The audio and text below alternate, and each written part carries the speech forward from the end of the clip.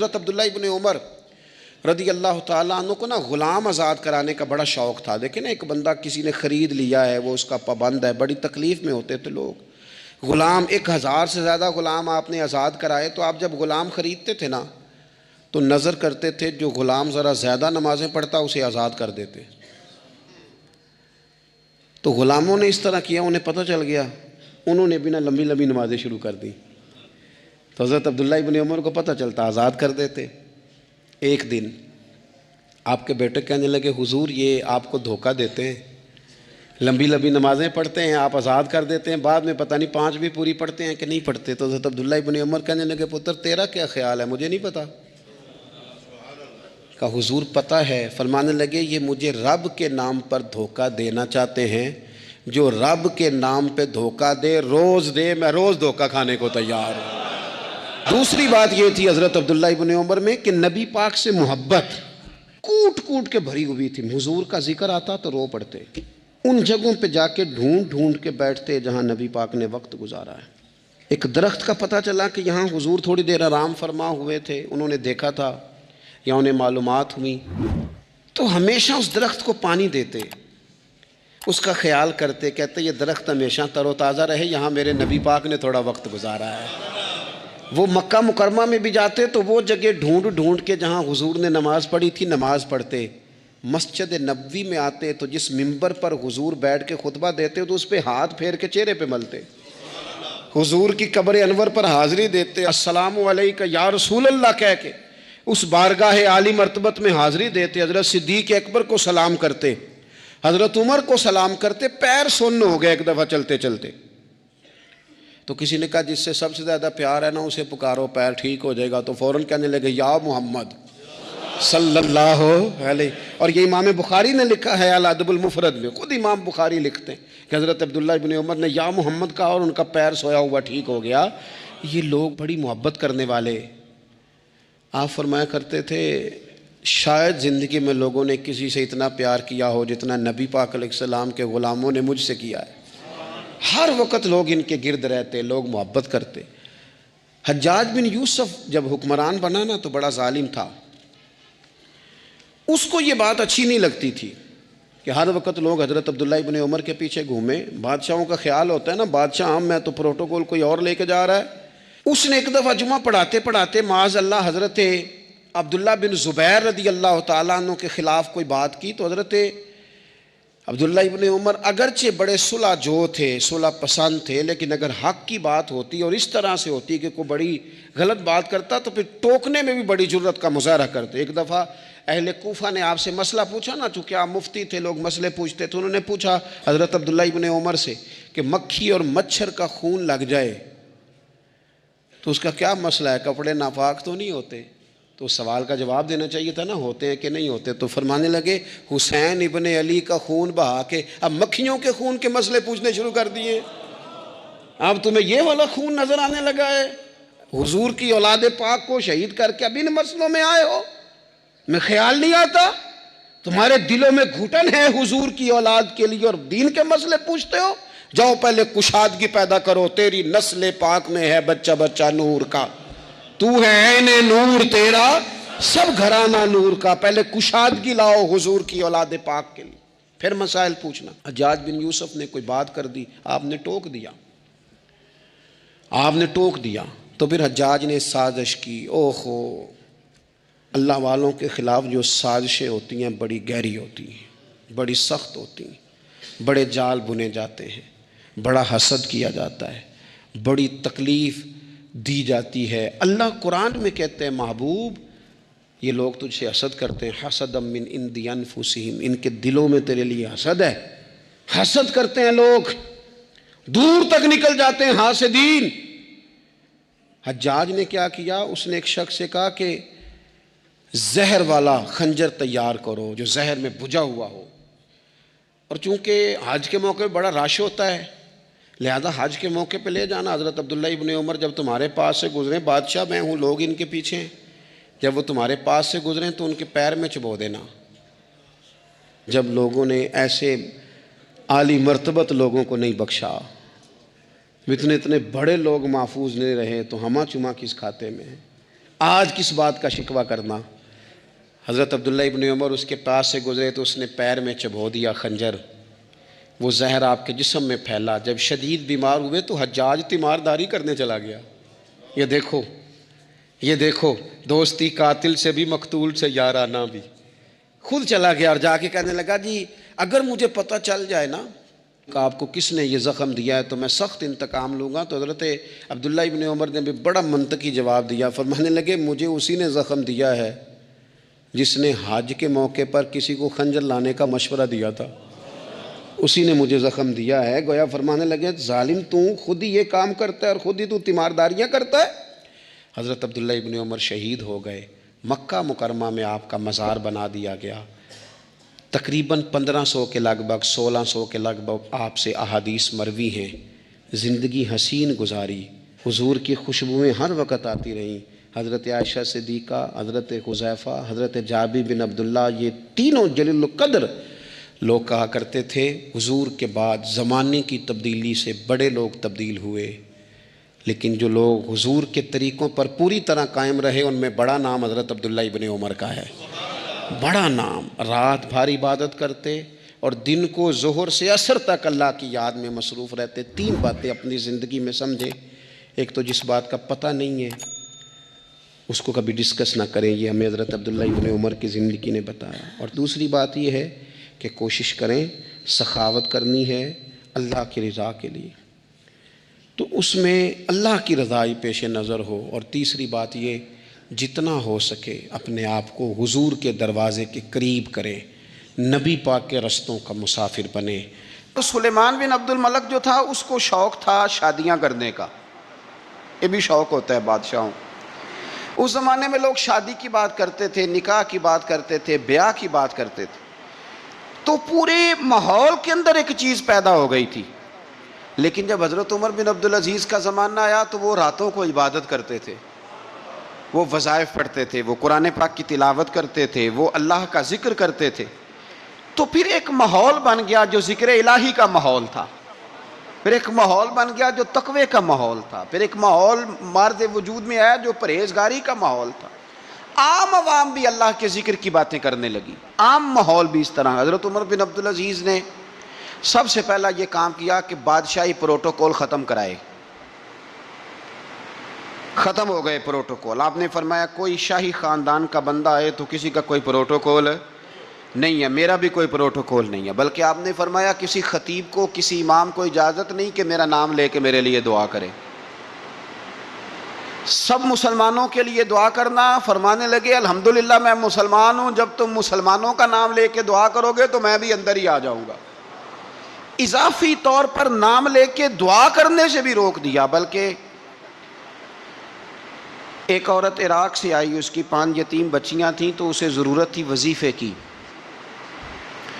اس نے آ کے پوچھا حضرت عمر بن عبدالعزیز کا گھر کہاں؟ تو لوگوں نے فرمایا وہ سامنے جو ٹاٹ اور بوریے کا پردہ لٹک رہا ہے وہ عمر بن عبدالعزیز کا گھر ہے۔ دروازے پہ دستک دی تو ایک عورت اندر برتن دھو رہی تھی، پوچھا السلام علیکم، امیر المومنین سے ملنا ہے۔ وہ کہنے لگی اس درخت کی چھاؤں میں بیٹھ جاؤ، ابھی تشریف لاتے ہیں۔ تھوڑی دیر گزری تو حضرت عمر بن عبدالعزیز آئے تو کنویں سے پانی نکال کے نا، سین میں کنواں تھا تو جو جگہ میں مٹی اڑ رہی تھی نا، گرد اڑ رہی تھی، ہوتا ہے نا عصر کے بعد لوگ پانی پھینکتے ہیں، وہاں پانی پھینکنے لگے، چھڑکاؤ کرنے لگے۔ تو تھوڑی تھوڑی باتیں وہ خاتون آپ سے کرنے لگی، تو وہ جو عورت آئی تھی نا وہ کہنے لگی تم غلام سے باتیں کر رہی ہو، تمہیں پردہ کرنا چاہیے۔ وہ کہنے لگی یہ غلام نہیں، یہ میرے شوہر ہیں اور یہ امیر المومنین عمر بن عبدالعزیز ہیں۔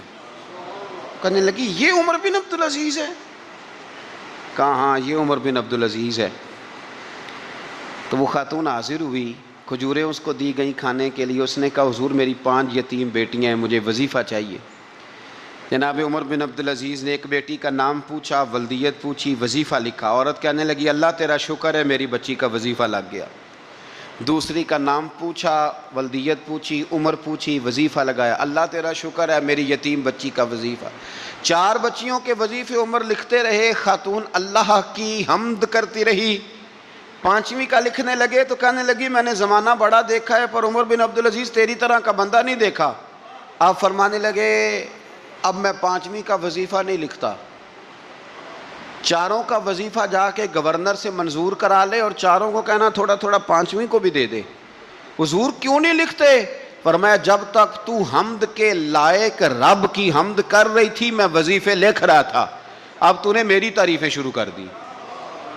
اپنی تعریف پر کیسے وظیفہ لکھوں؟ وہ تو حمد کے لائق ہے، اس کی حمد ہونی چاہیے، لیکن میں اپنی تعریف پر، اپنی خوشامد پر میں نہیں لکھتا۔ جا اللہ تعالیٰ تیری لیے بہتری کرے۔ وہ خاتون کہتی ہے میں وہاں سے آئی، مجھے مہینوں لگ گئے، سفر لمبا تھا، عراق پہنچی تو عراق کے گورنر کو جب میں نے وہ روکا دیا تو ان کی چیخیں نکل گئی، تڑپ کے روئے۔ میں نے کہا کیا ہوا؟ کہنے لگی بی بی جس نیک آدمی نے تجھے یہ لکھ کے دیا تھا نا، چند دن ہوئے ان کا انتقال ہو گیا۔ عمر بن عبدالعزیز پردہ فرما گئے۔ وہ خاتون پھر روئی، کہنے لگی یتیم بیٹیوں کا اب کیا بنے گا، اس رکے کا کیا بنے گا؟ تو آپ فرمانے لگے بی بی جب امیر عمر بن عبدالعزیز جیسا ہو تو گورنروں کو بھی اللہ کچھ توفیق دے ہی دیتا ہے۔ اگر انہوں نے تیرا وظیفہ زندگی میں لکھا تھا تو فکر نہ کر، جب تک میں زندہ رہوں گا وظیفہ پہنچتا رہے گا۔ آپ کے گورنر نے لکھا کہ حضرت صاحب گورنر ہاؤس کی عمارت کمزور ہو گئی ہے، نہیں بنا لوں؟ تو آپ فرمانے لگے تو عدل کا قلعہ کیوں نہیں بناتا، انصاف کی دیواریں کیوں نہیں کھڑی کرتا؟ فرمایا چھوڑ اینٹیں لگانا، عدل و انصاف کا قلعہ بنا۔ سب سے بڑی بات یہ تھی کہ بڑے پابند تھے صوم و صلات کے، دن کو تلاوت کرتے، رات کو عبادت کرتے، پنجگانہ نماز میں کھڑے ہوتے، اللہ کے خوف کی بات آتی تو چڑیا کی طرح پھڑ پڑاتے، ڈرتے۔ آپ کی اہلیہ کہنے لگی عمر بن عبدالعزیز یہ کیفیت کیسے ہوئی؟ فرمانے لگے ایک ذہن میں بات بیٹھ گئی تھی کہ رب نے حساب پوچھنا ہے اور میں نے حساب دینا ہے، تو جس کو پتا ہونا میں نے حساب دینا ہے اور مجھ سے کسی نے حساب پوچھنا ہے، پھر سمجھیں حساب دینا ہے اور کسی نے حساب پوچھنا ہے، حساب دینا ہے اور حساب، تو فرماتے ہیں جب یہ ذہن بن گیا نا کہ میں نے حساب دینا ہے اور رب نے حساب پوچھنا ہے، تو بس پھر میں نے حساب کر کے رکھنا شروع کر دیا۔ پھر میں نے کوشش کی ہے کہ حساب کروں کہ نا انصافی نہ ہو جائے، ظلم نہ ہو جائے۔ ایک آدمی بڑی دور سے چل کے آیا، عرض کی حضور آپ کے گورنر نے میرا مال چھین لیا ہے، واپس نہیں کرتا۔ تو حضرت عمر بن عبدالعزیز رحمۃ اللہ نے رکا لکھا، فرمایا میں نے تو تجھے نیک آدمی سمجھ کے گورنر بنایا تھا اور تو لوگوں کے مال نہیں واپس کرتا، فوراً واپس کر۔ اس کے نام جب خط لکھا تو آدمی خوش ہو گیا، تو آپ فرمانے لگے اب یہ بتا تیرا آنے جانے کا خرچہ کتنا ہوا؟ عرض کی حضور کیا مطلب؟ آپ فرمانے لگے ایک تجھ پہ ظلم ہو اور دوسرا تیرے اوپر اور خرچے ڈالے جائیں۔ دیکھیں نا، ایک آدمی کی زمین پہ قبضہ ہو، پھر وہ وکیل کرے، پھر وہ گواہ اکٹھے کرتا پھرے، پھر وہ مسائل میں الجھ جائے۔ جناب عمر بن عبدالعزیز نے ہمیں ایک سوچ عطا فرمائی، فرمایا ایک تیرے اوپر ظلم ہوا، ایک تجھے اتنی تکلیف ہوئی یہاں آنے کی، اور ایک تیرا خرچ ہوا، بتا کتنے پیسے؟ عرض کی حضور میرا تو لاکھوں کا مال آپ نے واپس کرا دیا ہے، اب چھوڑے خرچے کو؟ فرمایا نہ بھائی، یہ میرے رسول کائنات کا دین ہے، اس میں ہم ہر شے کا حساب کر کے رکھیں گے۔ تیرا خرچ ہوا ہے، تیرا خرچہ ہوا ہے، تجھے آنا پڑا، تجھے جانا پڑا۔ اور دنیا کے منصفوں، فیصلے کرنے والوں، تھوڑا خیال تو کرو کتنے لوگ ہیں جو رول گئے بیچارے رستوں میں کچہریوں کے، جو عدالتوں کے چکر لگا لگا کے تھک گئے، جن کی اولادیں تڑپ اٹھیں، مکان بک گئے، انہوں نے اپنے حقوق کیا لینے تھے، ان کی تو باقی چیزیں بھی چلی گئیں۔ فرمایا خرچہ بتا کتنا ہوا؟ عرض کی حضور 60 دینار تقریباً۔ فرمایا اسے مال خزانہ سے 60 دینار بھی دو۔ پھر فرمایا میری جیب سے اسے 50 اور دو تاکہ یہ آنے جانے میں مزید روٹی کھا سکے، گوشت کے ساتھ روٹی کھائے۔ اور پھر فرمایا معاف کر دینا، حکومت عمر بن عبدالعزیز کی تھی پر تجھے بڑی تکلیف اٹھانی پڑی، اذیت اٹھانی پڑی۔ یارو اس رنگ میں اس شخص نے حکومت کی، اس انداز میں، اور سب سے بڑھ کر بنو امیہ میں سے تھے، لیکن میرے رسول پاک کی اولاد سے جو پیار، حضور کی نسل سے، کسی نے آپ کے سامنے کہہ دیا، امام جلال الدین سیوطی نے اس کو لکھا ہے، کسی نے عمر بن عبدالعزیز رضی اللہ تعالیٰ عنہ کے سامنے کہہ دیا یزید امیر المومنین تھا، مومنوں کا امیر تھا، فرمایا پکڑو اس بدذات کو 20 کوڑے مارو، پکڑو اس نالائق کو، اسے 20 کوڑے مارو۔ یہ نبی پاک کے خاندان کے قاتل کو امیر المومنین کہتا ہے؟ یہ فتویٰ جناب عمر کا۔ مولا علی شیر خدا کی اولاد میں سے ایک شہزادے آپ کے پاس آئے کسی کام کے لیے، تو عمر بن عبدالعزیز اٹھ کے کھڑے ہو گئے، ہاتھ باندھ دیے، کہنے لگے حضور ساری دنیا میرے پاس آئے، آپ نا ایک رکا لکھ دیا کریں یا پیغام دے دیا کریں، اس لیے کہ اس دھرتی پہ جو کچھ بھی ہے وہ مدینے والے رسول کا ہی صدقہ ہے۔ حضور کی اولاد سے پیار، نبی پاک صلی اللہ علیہ وسلم کے خاندان کے ساتھ محبت۔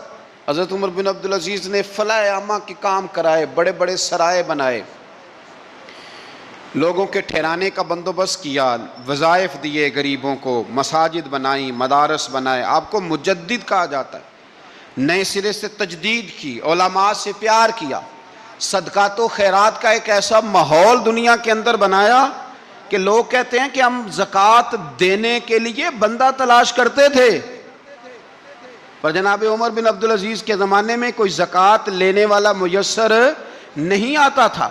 ایک شخص ملا تو لوگوں نے اس کو اتنی زکوٰۃ دی، اتنی زکوٰۃ دی، اتنی زکوٰۃ دی، لوگ خوشحال ہو گئے، اتنی زکوٰۃ دی کہ اگلے سال وہ خود زکوٰۃ دے رہا تھا۔ حضرت عمر بن عبدالعزیز نے ایسا ماحول بنا کے لوگوں کو دیا، اس طرح کی نوعیت آپ نے لوگوں کو دی کہ خوشحالی نظر آنے لگی، ذمیوں کے، غیر مسلموں کے حقوق کا بھی تحفظ فرمایا۔ 39 سال عمر پائی، صرف نمازیں بھی پڑھ گئے، صدقے بھی دے گئے، عبادتیں بھی کر گئے، 2.5 سال حکومت بھی کر گئے، اللہ رسول کو راضی بھی کر گئے۔ عمر پائی 39، پورے 40 نہیں، 39 سال عمر پائی، اتنا کچھ کر گئے۔ ہم تو بھی انتظار میں رہتے، ہم تو بھی انتظار میں۔ اٹھ فریدہ ستیا تے داڑھی آ گیا ہی پور۔ اٹھ فریدہ، یہ ستیا کا مطلب بابا جی نے غفلت بیان کیا ہے، اس کا مطلب یہ نہیں کہ سچی مچی سویا ہوا تھا، کہتے تو غافل ہے۔ اٹھ فریدہ ستیا داڑھی آ گیا ہی پور، اور اگا نیڑے آ گیا ہی، پیچھا رہ گیا ہی دور۔ 40 سال کی عمر میں آپ کو زہر دے دیا گیا، کچھ لوگوں کو برداشت نہیں نہ ہوا۔ ایک شخص آیا رکا لے کے، اس نے کہا حضور پچھلا خلیفہ میرے نام 20,000 دینار لکھ گیا ہے، پر وہ فوت ہو گیا ہے، تو آپ یہ رکا ہے، مجھے 20,000 دینار دے دیں۔ آپ فرمانے لگے سنبھال کے رکھ، شاید میرے بعد والا دے دے۔ رکا سنبھال کے رکھ، پر مجھ سے نہ امید رکھنا 20,000 دینار تو میں 20,000 گھر میں دوں گا اور 20,000 چولہے جلاؤں گا، میں ایک آدمی کو اتنا امیر کر دوں اور باقی لوگ دیکھتے رہے۔ آپ کو زہر دے دیا گیا، بیمار رہے، بچوں کو بلایا، فرمایا بیٹا میں جہنم سے ڈر گیا تھا، تمہارے لیے مال نہیں جمع کر سکا، بزدل نکلا، شدید علیل ہو گئے۔ وہ جو آیت میں نے پڑھی ہے نا، آپ کی اہلیہ کہتی ہیں کہ آخری وقت آپ کی زبان پر وہ آیت جاری ہوئی، تلک الدار الآخرۃ نجعلھا للذین لا یریدون علوا فی الارض ولا فسادا والعاقبۃ للمتقین۔ فرمایا یہ آخرت کا گھر ہے، ان لوگوں کو ملے گا جو نہ زمین میں تکبر کرتے ہیں نہ فساد چاہتے ہیں۔ یہ آیت پڑھی اور روح پرواز کر گئی۔ مرنے سے پہلے، وصال سے پہلے 10 دینار یا 20 دینار دے کے اپنے بیٹے کو بھیجا، فرمایا گاؤں میں جاؤ اور میرے لیے زمین خریدو قبر کے لیے، اور اگر گاؤں والے خوشی سے دے دیں تو خریدنا، اور اگر انہیں دقت ہو تو انہیں تنگ نہ کرنا۔ 10 دینار کی زمین خریدنے کے لیے جب بیٹا جانے لگا تو اس نے کہا حضور کچھ لوگوں کی خواہش ہے کہ آپ کا جسد خاکی مدینے لے جایا جائے، اور نبی پاک علیہ السلام کے پہلو میں آپ کو دفن کیا جائے۔ آپ فرمانے لگے پتر میں اس قابل نہیں ہوں کہ حضور کے ساتھ دفن کیا جائے، نہ میں اس قابل نہیں ہوں، اس طرح کرنا میرے پاس حضور کے کچھ ناخن اور بال ہیں، جب میرا انتقال ہو جائے تو میری قبر میں رکھ دینا۔ اور پھر حضرت عمر بن عبدالعزیز نے فرمایا مجھے نہ سستا کفن دینا 2 دینار کا، اس سے زیادہ کفن نہ دینا، 2 دینار کا کفن۔ حضور آپ کا مال ہے کچھ پڑا ہوا تو اس میں سے اچھا کپڑا خریدا جا سکتا ہے، فرمایا نہ بھائی 2 دینار کا کفن خریدنا۔ حضور کیوں؟ فرمایا اس لیے کہ اگر میں نیک ہوا تو اللہ مجھے جنت کا لباس عطا فرما دے گا، اگر میں بد ہوا تو یہ بھی تو پھٹ ہی جائے گا، چیر دیا جائے گا، قبر توڑ دے گی پسلیاں، لہٰذا مجھے مہنگا کفن نہ دینا، 2 دینار کا۔ آپ کے وصال سے کچھ عرصہ پہلے نا آپ نے ایک قاصد بھیجا، روم کے بادشاہ کے پاس وہ گیا تو وہاں اس نے ایک عجیب منظر دیکھا کہ وہاں ایک حافظ قرآن نابینا آدمی قید ہے، اس کی آنکھیں موجود نہیں ہیں اور وہ چکی چلاتا ہے، آٹا پیستا ہے۔ اس قاصد نے اسے پوچھا تو یہاں کب سے ہے اور یہ تیرے ساتھ معاملہ کیسے ہوا؟ تو وہ کہنے لگا مجھے انہوں نے گرفتار کر لیا، پھر مجھے کہنے لگے عیسائی ہو جا، میں نے انکار کیا تو انہوں نے میری آنکھیں نکال دی۔ اب میں صبح شام یہ تھوڑا سا کام کرتا ہوں، چکی پیستا ہوں تو روٹی دے دیتے ہیں۔ وہ قاصد حضرت عمر بن عبدالعزیز کے پاس آیا اور آ کے کہا حضور ایک اس طرح کا مسلمان روم کے بادشاہ کے پاس قید ہے، ایک مسلمان کی تکلیف۔ حضرت عمر بن عبدالعزیز نے جب سنا تو رو پڑے، فرمایا وہ قید ہے اور وہاں قید ہے اور ہم یہاں آرام سے بیٹھے ہیں۔ فوراً رکا لکھا، قاصد سے کہنے لگے واپس جا، روم کے بادشاہ کو جا کے کہہ کہ اس نابینا قیدی کو فوراً آزاد کرے، ورنہ میں ایک ایسا لشکر بھیجوں گا کہ اتنا بڑا لشکر بھیجوں گا کہ اس کا پہلا آدمی تیرے پاس ہوگا اور آخری میرے پاس ہوگا، اور تجھے پھر وہ بندہ چھوڑنا پڑے گا، تو ابھی چھوڑ دے، میں تجھے پیغام دے رہا ہوں۔ وہ قاصد کہتا ہے جب میں رکا لے کے پہنچا، ظاہر ہے بڑا لمبا سفر ہوتا تھا، آنے جانے میں مہینوں بھی لگ جاتے تھے۔ کہتے ہیں میں نے رکا دیا تو اس نے پڑھا، کہنے لگا میری طرف دیکھ کے، رکا میں نے پڑھ لیا ہے، علماء علماء کو جانتے ہیں، تاجر تاجروں کو جانتے ہیں، تو بادشاہ بھی بادشاہوں کو جانتے ہیں۔ فرمایا تم مسلمان ہو، میں نہیں ہوں، پر اتنی تم اس درویش کی قدر کرتے ہو، میں تم سب سے بڑھ کر قدر کرتا ہوں۔ میں اس بندے کو لشکر لے کے آنے کی تکلیف نہیں دوں گا، میں ویسے ہی قیدی آزاد کرنے لگا، تم لے جاؤ۔ کہتے ہیں مجھے چند دن وہاں رہنا پڑا، کچھ لوازمات تھے جن کے لیے رکنا پڑا۔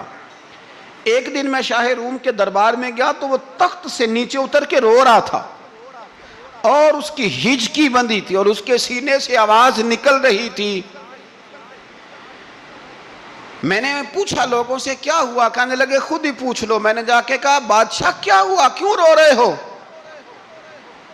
تو کہنے لگا آج دھرتی کا حسن اٹھ گیا ہے، آج سنگار ختم ہو گیا، آج دھرتی کا حسن اٹھ گیا۔ میں نے کہا کیا ہوا؟ کہنے لگے عمر بن عبدالعزیز انتقال کر گئے، تمہارا امیر چلا گیا۔ تو میرے دل میں خیال آیا، میں نے آہ بھری، میں نے کہا پھر ہمارے لیے کیا حکم ہے؟ تو فرمانے لگے وہ چلتا پھرتا راہب تھا، لوگوں کے پاس کچھ نہیں ہوتا تو وہ فقیر ہوتے ہیں، پر اس کے قدموں میں تو خزانے تھے، پر وہ پھر بھی فقیر تھا۔ فرمایا اس کا حکم اگر میں زندگی میں مانتا تھا تو مرنے کے بعد بھی بات مانی جائے گی، تمہارا قیدی بھی تمہیں واپس کیا جائے گا اور عمر بن عبدالعزیز کی بات بھی سنی جائے گی۔ کسی نے حضرت عبداللہ بن مبارک سے کہا آپ بڑے زاہد ہیں، آپ نے دنیا چھوڑ دی۔ فرمایا میں تو عالم فاضل ہو کے زاہد ہوں، زاہد تو اصل میں عمر بن عبدالعزیز تھے جو بادشاہ ہو کے زاہد تھے۔ مالک بن دینار بھی کہتے تھے وہ بادشاہ ہو کے زاہد ہیں۔ ان کا انتقال ہوا تو خواجہ حسن بصری فرمانے لگے آج دنیا سے بہترین آدمی چلا گیا۔ حضرت سیدنا امام احمد بن حنبل فرمایا کرتے تھے جو عمر بن عبدالعزیز کا ذکر کرے رب تو اس پر بھی رحمت نازل فرمائے گا۔ ارے یہ تو وہ شخص ہے کہ جب تک موجود تھا تو حسن موجود تھا، اور آج بھی ان کا ذکر کریں تو اللہ دلوں میں نور پیدا کر دیتا ہے۔ حضرت عمر بن عبدالعزیز رحمۃ اللہ علیہ تو وہ نیک آدمی تھے کہ ایک شخص آپ سے گفتگو کر رہا تھا، سرکاری بات چیت ہو رہی تھی تو چراغ بھی سرکاری جل رہا تھا۔ اس نے پوچھا حضور چلے سرکاری بات تو ختم ہوئی، طبیعت کیسی، حال کیا؟ فرمایا ٹھہر جو، ایک چراغ بند کر کے دوسرا جلا لیا۔ اس نے کہا حضور یہ کیا؟ آپ فرمانے لگے وہ سرکاری چراغ تھا، یہ میرا ذاتی ہے۔ جس شخص نے اتنی باریک بینی کے ساتھ تقوی اختیار کیا ہو، نبی پاک سے اتنی محبت کی ہو، دعا کرتے ہیں اللہ ان پہ کروڑوں رحمتیں فرمائے، اللہ ان پہ بے حساب برکتوں کا نزول فرمائے۔ دو باتیں حضرت عمر بن عبدالعزیز کی زندگی میں ہمیشہ غالب رہی، ایک تو دنیا ہونے کے باوجود دنیا سے دل نہیں لگا، یہ دو باتیں آپ نے یاد رکھنی۔ دل نہیں لگایا دنیا سے، مال تھا، دولت تھی، پر وہ اس چکر میں نہیں پڑے کہ یہ مہنگا جوڑا میرے گھر کیوں نہیں، یہ اعلیٰ کار کیوں نہیں، اب یہ والا میں نے گھر، ایک اینٹ پر دوسری اینٹ نہیں رکھی ساری زندگی، چونکہ وہ سمجھتے تھے زندگی مختصر ہے تو 40 سال کی زندگی میں ہی کمال کر گئے۔ اور دوسرا، حضرت عمر بن عبدالعزیز نے ہر وقت ایک چیز اپنے ذہن میں رکھی کہ مجھے اللہ کے سامنے کھڑے ہونا ہے، اور وَلِمَنْ خَافَ مَقَامَ رَبِّهِ جَنَّتَانِ، جو رب کے سامنے کھڑے ہونے سے ڈرتا ہے رب اسے 2 جنتیں عطا کرتا ہے۔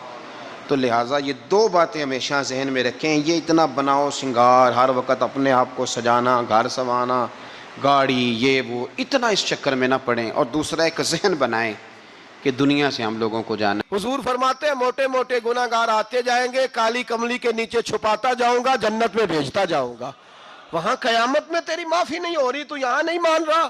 بریلی کے امام فرماتے ہیں آج لے ان کی پناہ، آج مدد مانگ ان سے، کل نہ مانیں گے قیامت میں اگر۔ اور دیکھ تو کہتا ہے میری نمازیں، میرے روزے، میری زکاتیں، میرا جہاد کام آئے گا۔ سن، حضرت عبد الرحمن ابن عوف صحابہ میں سے تگڑا آدمی، اتنا بڑا شخص، اتنا بڑا آدمی کہ جس کے پیچھے میرے رسول نے نماز ادا فرمائی ہے، اتنا بڑا شخص، ہر جہاد میں سب سے پہلے، سب سے امیر تھے، صدقات خیرات بڑھ بڑھ کے دیتے تھے، ساری نیکیاں ہیں۔ ایک بی بی نبی پاک کے لیے قمیض بنا کے لائی، ایک حدیث یہ ہے، یہ بخاری مسلم ہے، ایک حدیث یہ ہے کہ چادر بنا کے لائی، چادر بنا کے لائی، بڑے اچھے نقار نکالے، دروازہ رسول پہ آئی، حضور میری قبول کر لیں۔ نبی پاک نے چادر اوڑھی، اگرچہ ان کا نام شارحین نے لکھا ہے، صحیح حدیث میں صرف ایک صحابی کے لفظ ہے۔ شارحین کہتے ہیں کہ وہ عبد الرحمن ابن عوف تھے، چلو یار کوئی اور بھی تھے تو صحابی تو تھے نا، صحابی سے زیادہ تو نیک عمل ہم نہیں نہ کر سکتے، وہ صحابی تھے، یا حضرت عبد الرحمن ابن عوف تھے، آئے، آ کے کہنے لگے یا رسول اللہ بڑی پیاری لگ رہی ہے آپ کو چادر۔ حضور بنانے والے نے تو بڑی بنائی تھی، پر جب آپ پہ آئی ہے پھر تو نورون علی نور ہی ہو گئی ہے۔ حضور بڑی پیاری، کیا بات ہے، کیا بات ہے، مکھ چند بدر شاہ شانی ہے، متھے چمک دی لاٹ نورانی ہے، کالی زلف تے اکھ مستانی ہے، مخمور اکھی ہیں مد بریاں، سبحان اللہ، سبحان اللہ، سبحان اللہ، ما اجمل کا، ما اکمل کا۔ اور جو آخر میں بات کی وہ بڑی بڑی منفرد ہے، کتھے مہر علی تے کتھے تیری ثنا، مشتاق اکھی کتھے جاڑیاں۔ پھر کہنے لگے کوئی مثل نہ ڈھولن دی، تو چپ کر مہر علی ایتھے جا نہیں بولن دی، تو چپ کر مہر علی ایتھے جا نہیں ہو، لم جاتی نظیر کا فی نظر مثلے، تو نشد پیدا جانا ایتھے جا نہیں ہو بولن دی۔ جناب عبد الرحمن، حضور کیا بات ہے، والضحیٰ واللیل اذا سجا، حبیب کیا بات ہے۔ حضور نے فرمایا تجھے اچھی لگ رہی ہے؟ کہا حضور بڑی اچھی لگ رہی ہے، قربان جاؤں، کون دیتا ہے دینے کو منہ چاہیے، دینے والا ہے سچا ہمارا نبی۔ حضور نے فوراً چادر اتاری، کہا عبد الرحمن لے لو، دے کے حضور چلے گئے۔ صحابہ گرد کٹھے ہوئے، محفل کا رنگ ہی بدل گیا۔ تھوڑی دیر پہلے مسکراہٹ تھی، ایک صحابی غصے سے بولے، کہنے لگے عبد الرحمن یار تو تگڑا بندہ ہے، تو چاہے تو ابھی باہر جا کے 100 چادر اس طرح کی خریدے، حضور تو کسی کی قبول ہی نہیں کرتے، بڑی مشکل سے کسی کی چیز لیتے ہیں، غریب کا خیال رکھتے ہیں، حضور نے قبول کر لی تھی تو عجیب آدمی ہے، تو نے مانگ لی، یہ خیال نہیں آیا۔ پہلے مسکراہٹیں تھیں جب حضور اور جناب عبد الرحمن، اب سنجیدگی آئی، اب سنجیدگی کے فوراً بعد جب صحابی نے سوال کیا تو محفل میں آنسو آ گئے، حضرت عبد الرحمن رو پڑے، نمازیں بھی ہیں، جہاد بھی ہے، پر فخر نہیں کسی بات پہ، رو پڑے، کہنے لگے او بیلیا تیرا کیا خیال ہے، میں نے اوڑھنے کے لیے لی ہے، پہننے کے لیے لی ہے؟ فرمانے لگے نہیں، اللہ کی عزت کی قسم، میں نے تو اس لیے لی ہے جب مروں گا تو گھر والوں کو کہوں گا مجھے نبی پاک کی چادر میں کفن دینا، اٹھانا بخاری پڑھنا، حضور کی چادر میں کفن دینا، اس لیے کہ مجھے پتا ہے جب مصطفیٰ کی چادر اوڑھ کے جاؤں گا تو اللہ بے حساب ہی بخشش فرما دے گا۔ تو نبی پاک کے وسیلے کا قائل نہیں، یہاں چادر کی بات ہو رہی ہے۔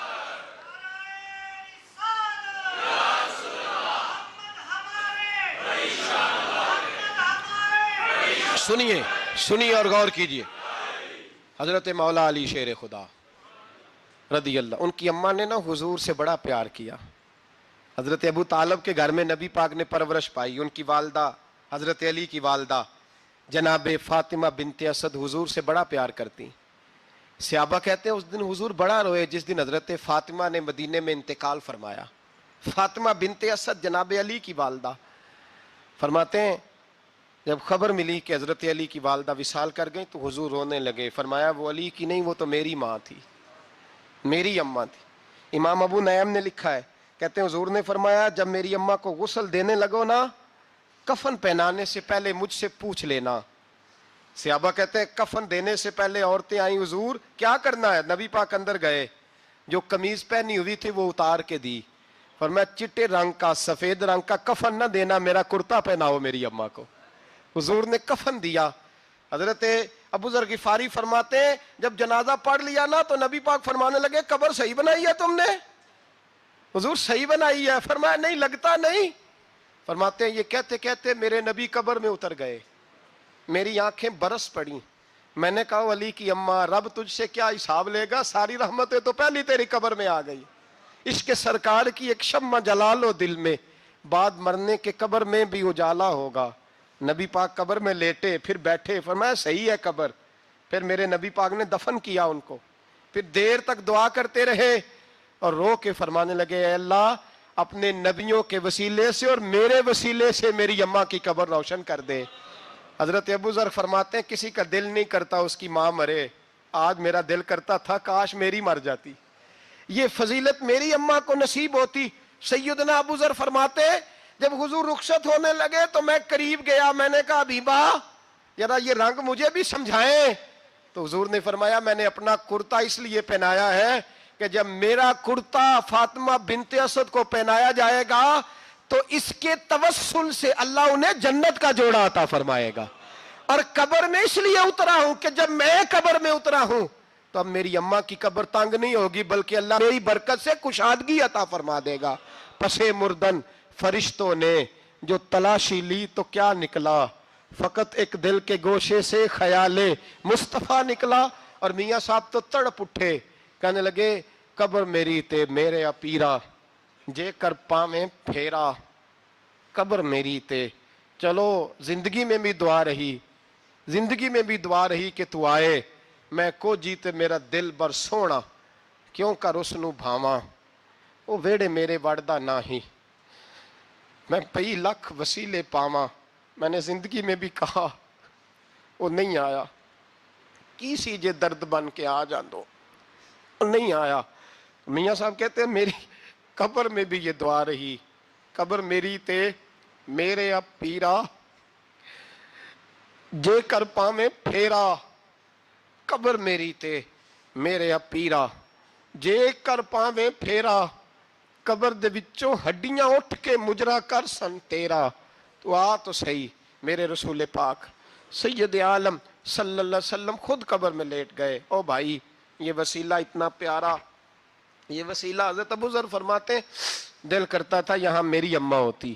اتنی کرم نوازیاں، اتنی بندہ نوازیاں، اتنی رحمتیں.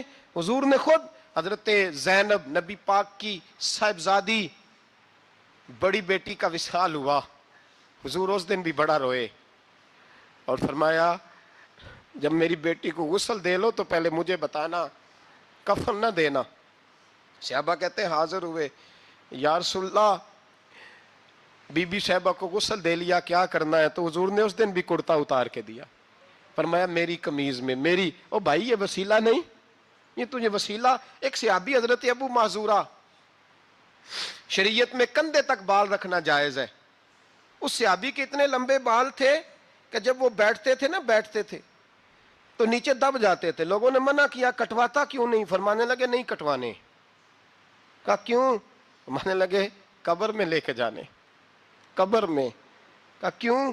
فرمایا ان بالوں پہ ایک دفعہ نبی پاک نے ہاتھ رکھا تھا، حضور نے دست مبارک رکھا تھا. میں ساتھ للہد میں عشق رخ شاہ کا داغ لے کے چلے. ہم نے اندھیری رات سنی تھی چراغ. عبداللہ بن عتیق صحابی ہیں، حضور نے گستاخ قتل کرنے بھیجا، انعام دیے. انتقال کا وقت آیا تو بچوں کو بلایا، کہنے لگے یہ ایک ڈنڈا ہے عصا ہے، جب مروں تو میری قبر میں رکھنا.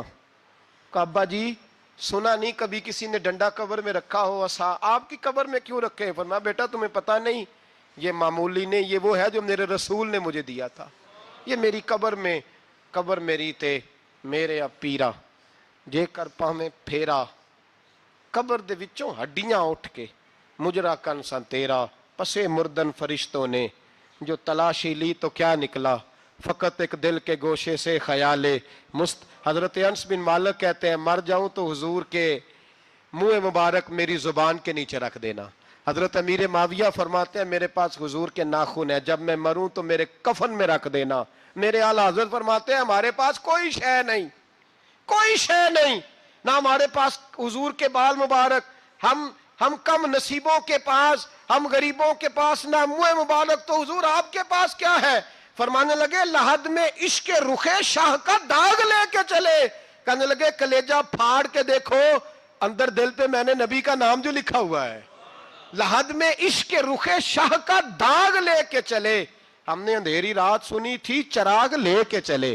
حضور کا، نبی پاک صلی اللہ علیہ وسلم کا وسیلہ جو ہے، اس موضوع پر ہی بولتے جانے کو دل کر رہا ہے لیکن اس عنوان کو ختم بھی کرنا ہے۔ ایک ہے حضور کا وسیلہ، ایک ہے اولیاء کا وسیلہ۔ یہ بات بھی 2-4 منٹ میں سمجھ لیں۔ صحیح بخاری مسلم میں میرے نبی پاک نے فرمایا ہے، حضور فرماتے ہیں لوگ جہاد کرنے جائیں گے، ایک زمانہ آئے گا میرے بعد لوگ جہاد کریں گے، پوچھا جائے گا تم میں کوئی صحابی ہے؟ کہا جائے گا ہے، تو نبی پاک فرماتے ہیں صحابی کی وجہ سے اللہ فتح عطا فرما دے گا۔ گویا ولی کا وسیلہ دینا۔ حضور فرماتے ہیں پھر لوگ جہاد کرنے جائیں گے تو پوچھا جائے گا مسلمانوں سے تم میں کوئی صحابی ہے؟ کہیں گے کوئی نہیں۔ کہا کوئی تابعی ہو صحابی کو دیکھنے والا؟ کہا جائے گا ایک ہے۔ تو فرمایا اس تابعی کی برکت سے ہی اللہ فتح عطا فرما دے گا۔ نبی پاک فرماتے ہیں بخاری مسلم کے لفظ ہے، پھر پوچھا جائے گا لوگ جہاد کرنے جائیں گے کوئی صحابی ہے؟ کوئی نہیں۔ کوئی تابعی ہو؟ کوئی نہیں۔ کوئی صحابی کو دیکھنے والے کو دیکھنے والا تبع تابعی ہو؟ ایک تبع تابعی ہے، تو نبی پاک فرماتے ہیں اس کی برکت سے ہی اللہ فتح عطا فرما دے گا۔ مشکات میں، بخاری میں موجود ہے، نبی پاک فرماتے ہیں یہ جو اللہ تم پہ بارشیں برساتا ہے، تمہیں رزق دیتا ہے، یہ تمہارے ضعیف لوگوں کے وسیلے سے اللہ دیتا ہے، یہ کمزوروں کے وسیلے سے دیتا ہے۔ مشکات میں لفظ ہے، نبی پاک نے فرمایا 40 ابدال ملک کے شام میں ہوتے ہیں، جو عذاب تم سے دور رہتا ہے ان کی وجہ سے رہتا ہے، جو تم پر بارشیں برستی ہیں ان کی وجہ سے برستی ہیں۔ وہ کوئی بیٹھا ہوا مجھے دور دعا دیتا ہے، میں ڈوبتا ہوں پر سمندر اچھال دیتا ہے۔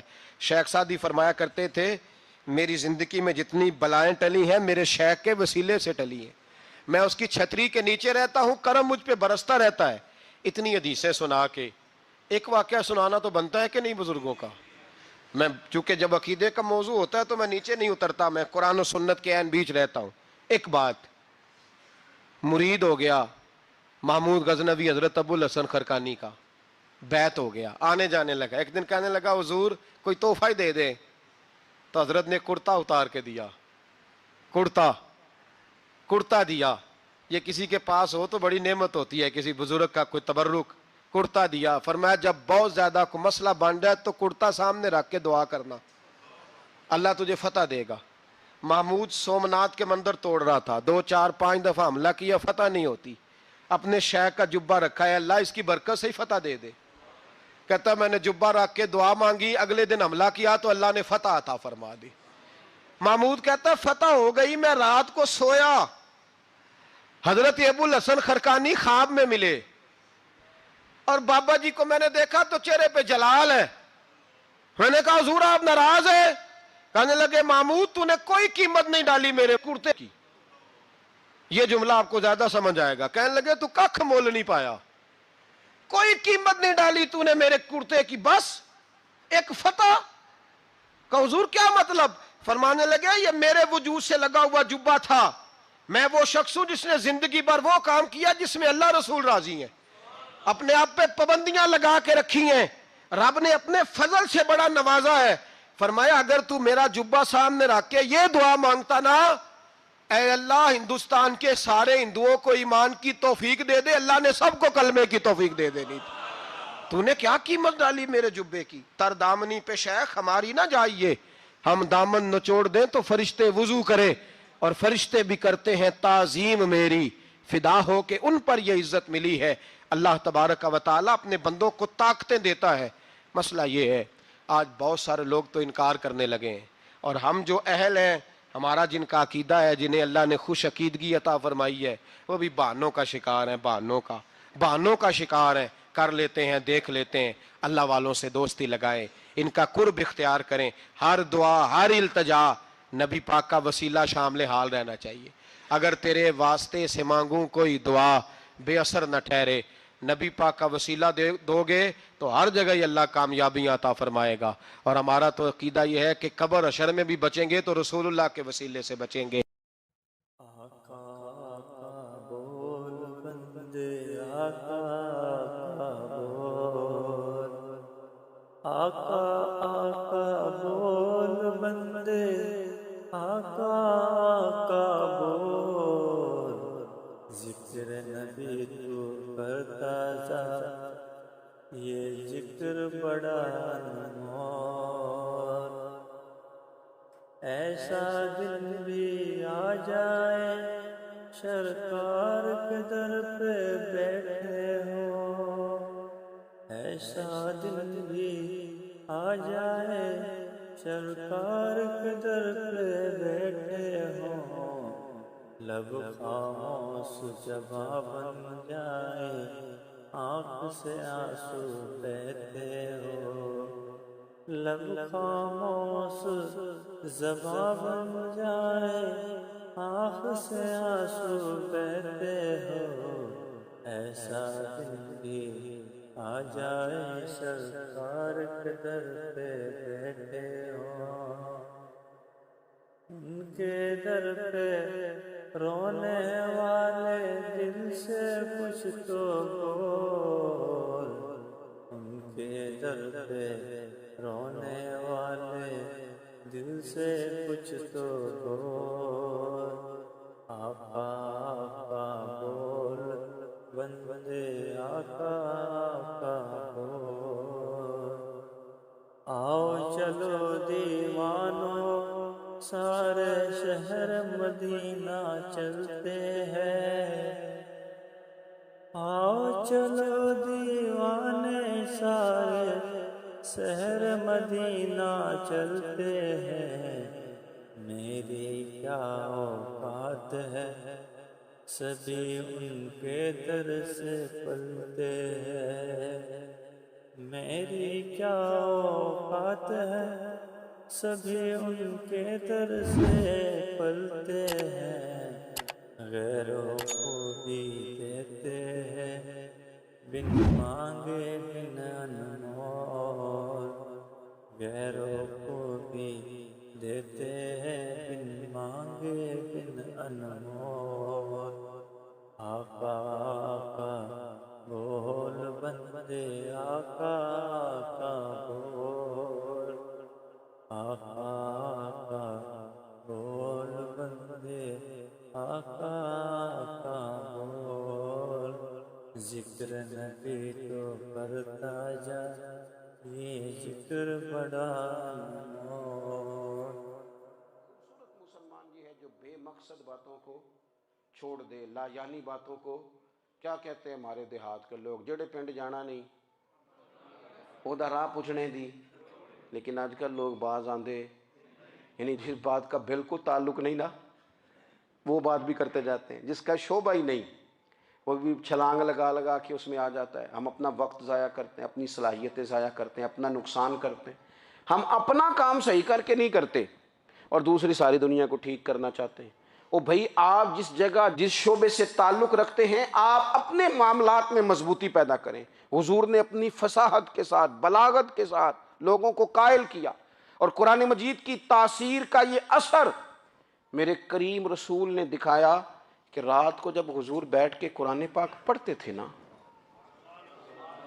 جب یاسین والے نبی خود یاسین کی تلاوت کریں، جب طٰہٰ والے محبوب خود طٰہٰ کی تلاوت کریں، غور کرو نا، جب مدثر والے محبوب خود ان جملوں کو ادا کریں، یعنی جن کے بارے میں آیت آئی ہے جب وہی یہ آیت پڑھیں کہ اِنَّا أَعْطَيْنَاكَ الْكَوْثَرَ، یعنی جن کا ذکر ہو رہا ہے، جب وہ یہ بات کریں کہ یا ایھا النبی انا ارسلناک شاہدا ومبشرا ونذیرا لتؤمنوا باللہ ورسولہ وتعزروہ وتوقروہ وتسبحوہ بکرۃ واصیلا، جن کے بارے میں آیت آئی ہے، جب وہ یہ کہہ رہے ہوں کہ ورفعنا لک ذکرک، جب وہ کہہ رہے ہوں والضحیٰ واللیل اذا سجا، ذرا اس کیفیت کو دیکھیں جب محبوب خود پڑھ رہے ہوں، اور جو حضور پر آئی ہیں اس کا ذائقہ، اس کا لطف، اس کا انداز بھلا کیا ہوگا۔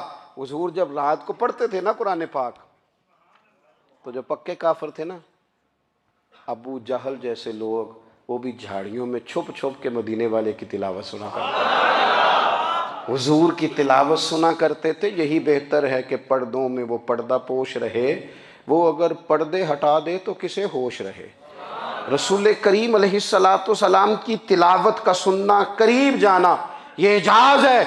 حضرت فاروق اعظم کہتے ہیں میں طبیعت کا بڑا ڈاڈا تھا، مزاج کا بڑا سخت تھا، زندگی ہمیشہ ڈٹ کر گزاری، باتوں پر کھڑا رہنا آتا تھا، پر جب میری بہن نے مجھے چند آیتیں سنائی نا تو میں تڑپ ہی گیا۔ گھروں آیا سا مار مقامنے نو، ہن مینو مار دے لے چلو، اوے متے عمر دی عمر برباد ہو جائے، جتھے عمر سوار دے لے چلو۔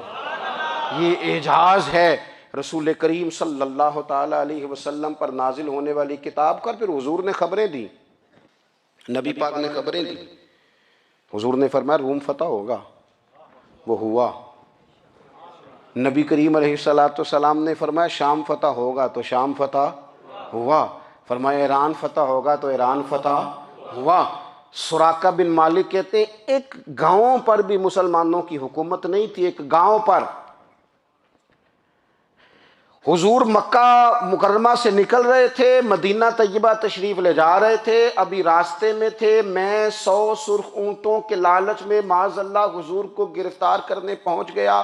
محبوب نے حکم دیا، حضور کا معجزہ میں نے آنکھوں سے دیکھا، میرا گھوڑا زمین میں دھستا چلا گیا، میں نے معافی مانگی، حضور نے معاف کر دیا۔ میں نے سمجھا اچانک ہو گیا ہے۔ یہ منوانا بھی بڑا مشکل کام ہے۔ شجر و حجر پہچان گئے، انسان کی نظروں میں شاکی رہا۔ یہ کچھ ایسے لوگ ہیں جن کو منوانا توبہ توبہ، ماننے کو تیار نہیں، دیکھ دیکھ کے بھی ماننے کو تیار ہے نہیں، ماننے کو تیار ہی نہیں۔ کہتے ہیں کہ میں نے پھر چاہا آگے بڑھنا، تو پھر زمین کے اندر میرے گھوڑے کے پیر دھنسنے لگے، پھر معافی مانگی۔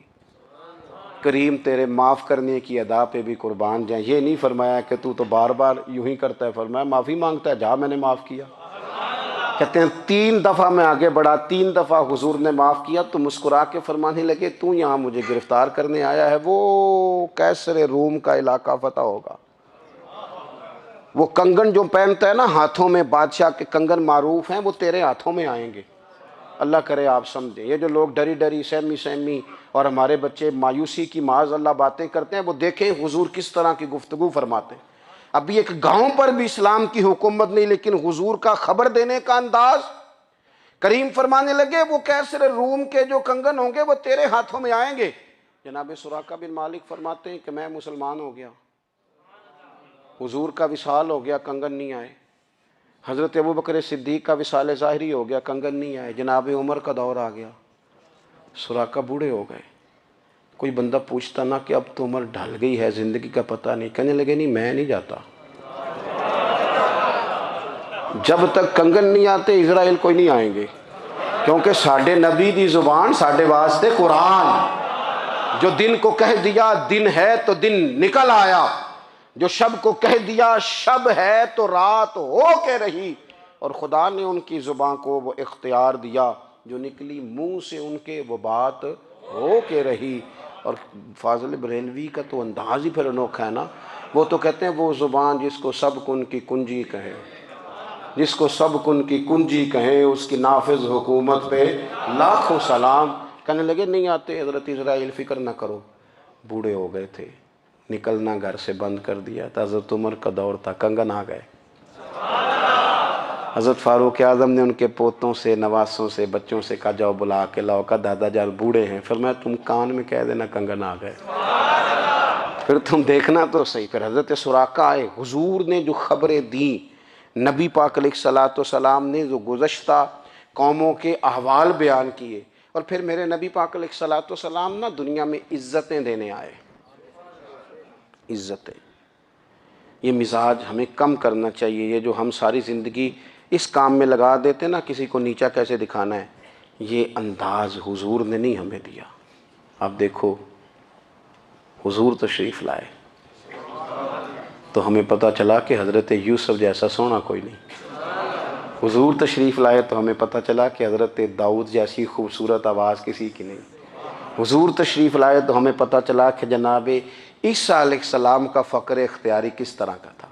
محبوب تشریف لائے تو ہمیں پتہ چلا کہ حضرت موسیٰ کا جلال کس طرح کا تھا. یہ تو حضور آئے تو نبی پاک علیہ السلام نے اس کی بھی عظمت بیان کی, اس کی بھی شان بیان کی. حضور نے بتایا کہ ابو بکر صدیق کی شان کیا ہے, فاروق اعظم کا مرتبہ کیا ہے, عثمان غنی کی حیا کیا ہے, مولا علی کی شجاعت کیا ہے, اہل بیت نبوت کی عظمت کیا ہے. حضور آئے عزتیں دینے. ماں کو عزت دی مدینے والے رسول نے. کہا جس کا باپ راضی ہو گیا اس کا رب راضی ہو گیا. فرمایا جو 2 بیٹیاں 3 بیٹیاں 4 بیٹی بہنیں یا 1 بیٹی یا بہن بیاہ کے آ گیا نا, اس طرح میری 2 انگلیاں جڑی ہوئی ہیں, میرے ساتھ جڑ کے جنت میں جائے گا. رسول کریم صلی اللہ تعالی وسلم نے عزت دی, عزت دی. حضور عزتیں دینے, کوئی اعزاز نہیں. ان پڑھ بندہ ہے, سادہ ہے, غریب ہے, مزدوری کرتا ہے, ہاتھوں پہ چھالے. یا رسول اللہ اس کا بھی کوئی اعزاز ہے؟ قربان جائیں, میرے کریم نے عزت دی. فرمایا محنت کر کے روزی کمانے والا تو اللہ کا دوست ہے.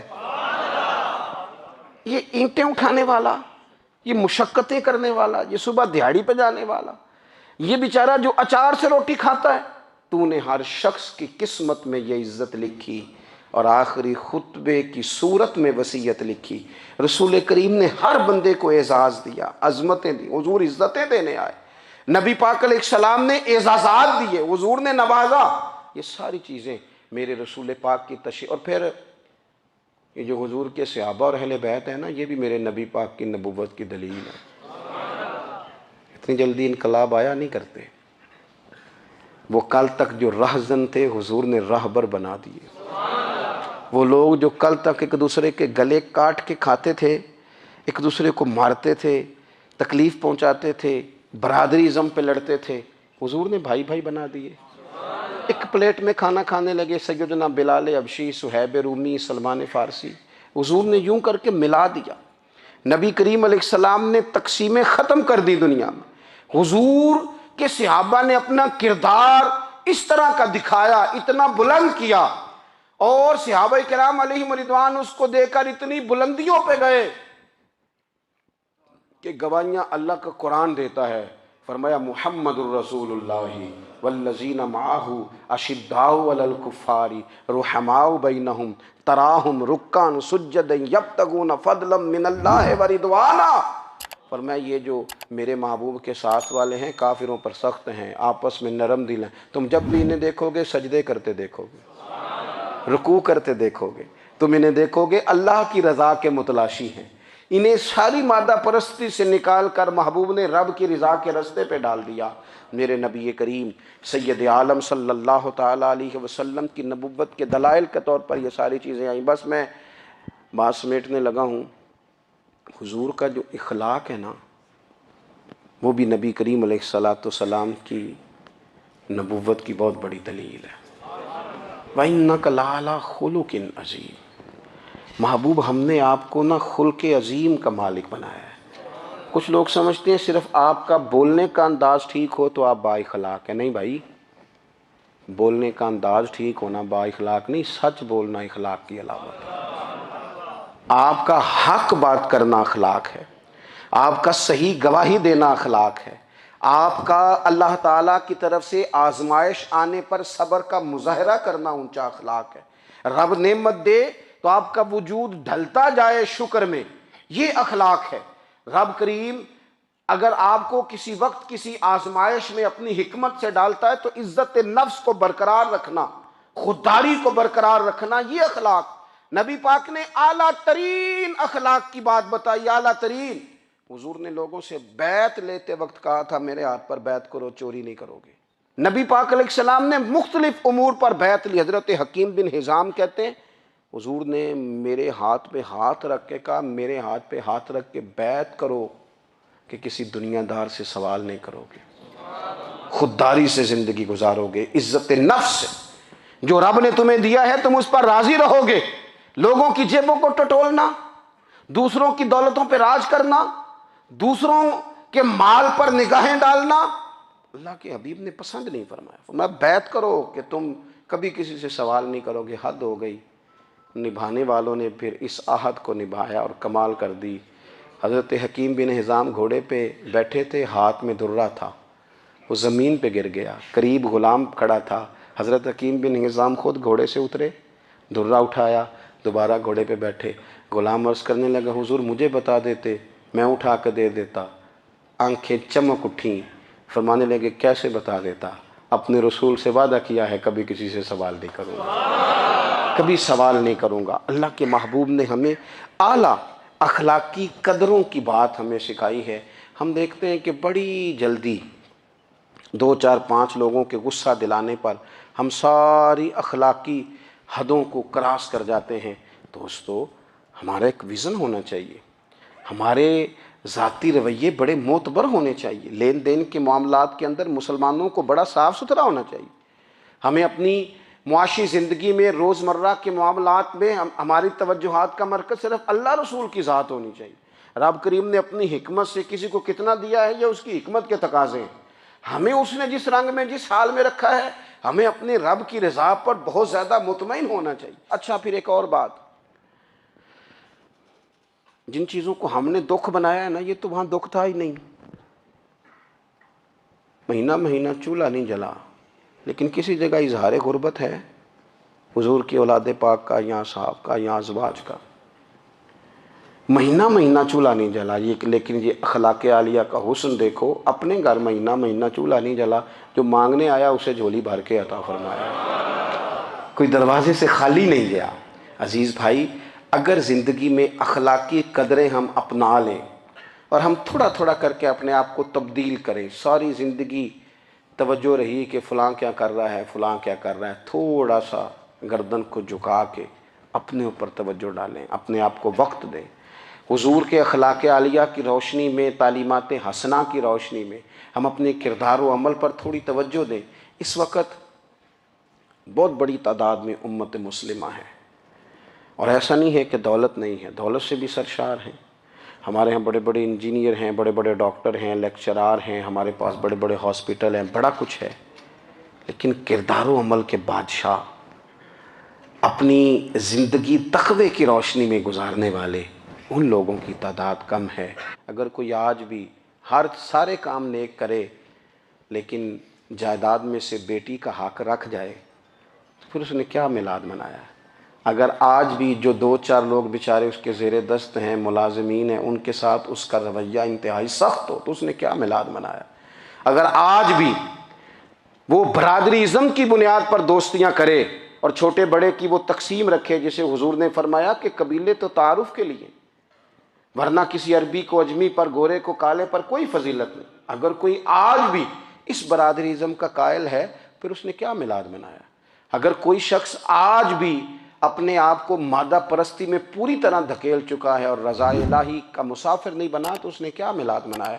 اپنی طبیعتوں میں روحانی تبدیلی اور وہ خاص افکار جو حضور اپنے غلاموں میں پیدا فرماتے ہیں، ان افکار کو پیدا کرنا، سوچوں کو بدلنا، سوچوں کو، نظریات کو بدلنا، اپنے روزمرہ کے معاملات کا جائزہ لینا کہ ہم کس طرح آگے بڑھ سکتے ہیں اور کس طرح ہم ایک بہترین امتی اور ایک بہترین مسلمان بن سکتے ہیں، اس پر توجہ دینا، یہ میلاد ہمیں سبق دیتا ہے۔ اللہ تعالیٰ مجھے اور آپ کو عمل کی توفیق عطا فرمائے۔ آخر دعوایا ان الحمدللہ۔